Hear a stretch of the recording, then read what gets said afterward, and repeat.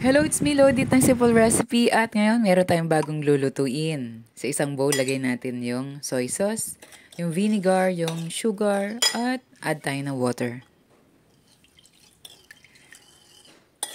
Mix natin siya. At ngayon, i-massage natin ng salt yung ating pork para may lasa. Hiwain natin yung ating tofu ng kalahati. At mag-prepare tayo ng onion.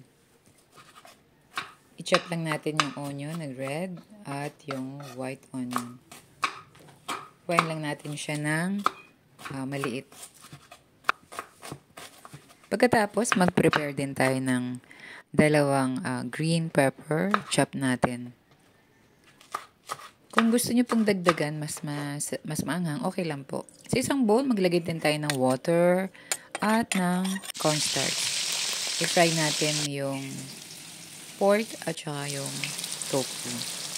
At kapag luto na, ilagay natin siya sa strainer para mawala yung kanyang excess oil. Sa isang pan, lagay din natin yung ating mixture at add tayo ng a pinch of ground pepper. Hintayin natin siyang kumulo at ilagay natin yung cornstarch. Haluin lang natin siya hanggang until maging sticky yung mixture at makuha natin yung tamang lapot. Yan, ganyan. At iset aside muna natin siya at i-chop muna natin yung pork at saka yung tofu. Yung tofu, pa-square natin siyang i-chop.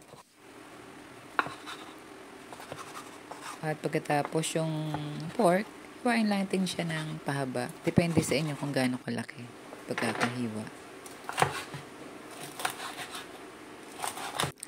Then, nilagay natin siya sa bowl. At isama natin yung mga ibang ingredients. Yung onion, red and white, at saka yung green pepper natin. At pagkatapos, isama na natin yung ating mixture habang mainit. Ihalo lang ng mabuti. At magkalat yung lasa sa buong pork at saka yung tofu. Ayan na po siya. At napakasarap at napakadaling gawin. Happy cooking everyone. God bless. At ingat po tayo lagi. Salamat sa panonood.